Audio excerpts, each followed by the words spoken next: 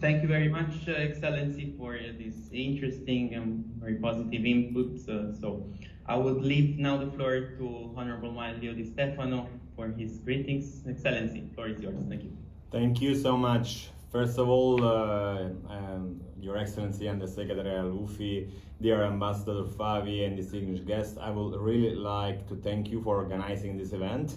This is a topic where we spend a lot of effort and energy in any sense, and I will really start by thanking my colleague Al Aufi for the wise words he has said, and for the deep knowledge of the global situation around energy and the commitment is putting on this energy transition. We think that this dialogue between Italy and Oman could be exactly in that direction that you have traced during your speech, dear colleague. The webinar that we are arranging today, it's really a call to strengthen our economic and commercial ties.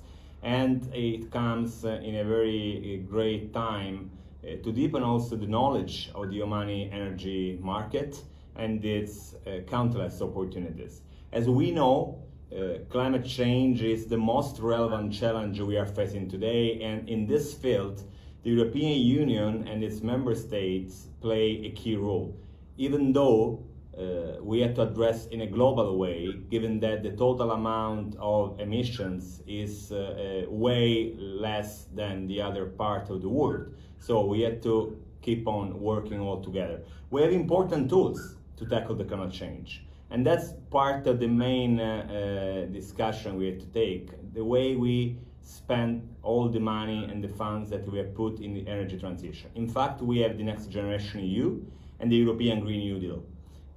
They set ambitious targets in terms of emission reduction and investments in the development of renewable energy. Italy, everybody knows it, is at the forefront in renewable energy.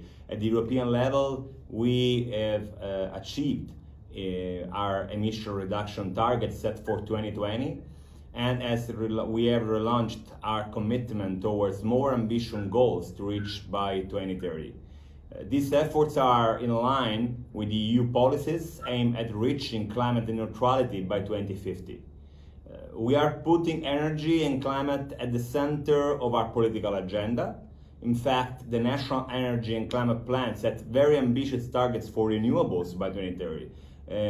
We are aiming to reach 30% in total energy consumption and 55% in electricity generation. We want to see in few years a complete paradigm change, put our energetic needs as a species in function of the environment that is our home and the climate that make it possible to inhabit this planet. My colleague was very clear. We are sharing the same air. We are breathing the same air. So we need to look at that in that aspect. Our country has experienced impressive growth in the renewable energy sectors, thanks also to the cooperation between our government and our dynamic private sector, made up of many small and medium enterprises as well as large companies operating worldwide. Indeed, Italy has a consolidated expertise in both renewables and hydrogen value chain, which are the core of today's webinar. That is why Italy has launched an ambitious Green Hydrogen Compact at the United Nations as a way to reaffirm our global leadership during the recent high-level dialogue on energy. The Italian commitment is simple and clear: fostering hydrogen as a complementarity vector in the energy mix according to no competition with other renewables concept, promoting the use of hydrogen in the hard-to-abate industries and heavy transport, ensuring a fair and inclusive opportunity to emerging economies and least developed countries to share knowledge and specific skills towards a bright future. I want to give you some number of this tremendous change we are having. More than 430,000 Italian companies have invested in green technology and products between 2015 and 2019, 1/3 of the Italian companies. a growing value compared to the previous 5 years period when 345,000 companies invested, 24% of the total. The investments in energy efficiency and renewable sources are top priorities for our private sectors, together with cutting water and waste consumption, followed by reducing pollutants and increasing the use of secondary raw materials. Companies that invest in green technology export more, innovate more, and employ more people. Currently, there are 3.1 million green jobs. According to a study by the Oxford University, Italy is also at the second place in the world in the Green Complexity Index, right after Germany. The index measures the ability to export technologically advanced green products, and it puts Italy in the first position in terms of development potential, ahead of China, Spain, Germany, and France.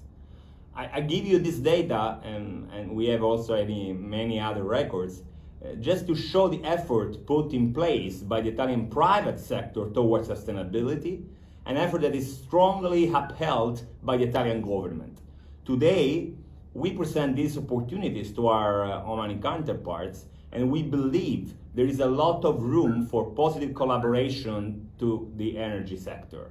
I would like to conclude by wishing to all of us a greener, more sustainable future, which is the only possible future for humankind. And this will be possible only by investing in new disruptive technology. And I'm sure the collaboration we are placing in today, together with our companies, the best companies we can share with you, is the very first step for a brighter future. I thank you for your attention. Thank you very much, Excellency, for taking part and for supporting this initiative. So now we move to the first part of our